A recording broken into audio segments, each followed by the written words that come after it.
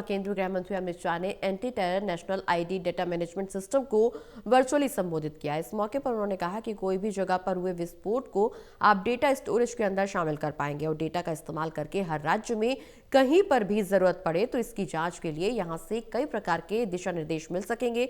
NIDMS के पास सारे बम विस्फोट का डेटा उपलब्ध है। 1999 से सभी बम संबंध डेटा यहां पर उपलब्ध है।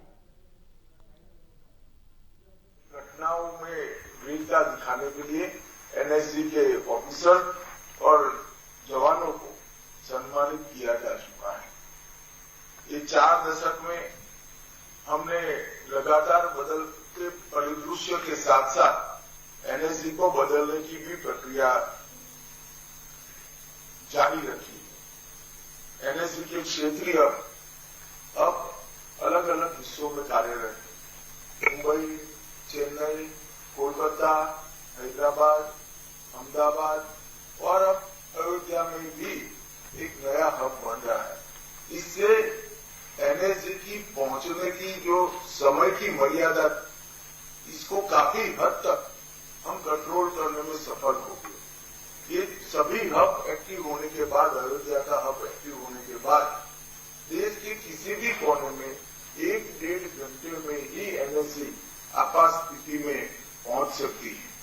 दिल्ली में स्पेशल एक्शन ग्रुप्स हैं जो काउंटर टेररिज्म और एंटी हाईजैकिंग ग्रुप के रूप में प्रस्तावित किए गए हैं। एक प्रकार से 365 दिन 24 घंटे NSG ऑन क्लोज रहती है और इसका फायदा निश्चित रूप से देश को हुआ है। विगत 6 साल में नरेंद्र मोदी जी की सरकार बनने के बाद जो लगातार प्रयास 14 से शुरू हुए, इसमें विगत 6 साल में हमने अनेक प्रकार के डेटा जनरेट कर एकत्रित करने का काम किया है। लगभग देश के 100% police station, 17,741 police station CCTNS से जुड़े हुए हैं।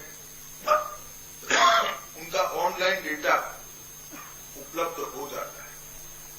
ICJS 2 one data one entry के सिद्धांत पर next step data sharing system के रूप में उभर रहा है। 22,000 अदालतें ई प्रिजन के माध्यम से लगभग 2 करोड़ 20 लाख कैदियों का डेटा, ई प्रोसिक्यूशन के माध्यम से 2 करोड़ अभियोजनों का डेटा, ई फॉरेंसिक के माध्यम से 31 लाख सैंपल्स का रिजल्ट, ट्राईमेक के 24 लाख अलर्ट और नफीस के माध्यम से 1 करोड़ 21 लाख फिंगरप्रिंट का रिपोर्ट आज 1 क्लिक पर उपलब्ध है। अब इसमें NIDMS भी शामिल हो जाएगी। आने वाले दिनों में जब ये सभी डेटा एक दूसरे के साथ बात भी करेंगे और अनेक प्रकार के विश्लेषण इसमें से आर्टिफिशियल इंटेलिजेंस के माध्यम से हम कर पाएंगे, तब निश्चित रूप से हमारी सुरक्षा ग्रिड मजबूत होगी।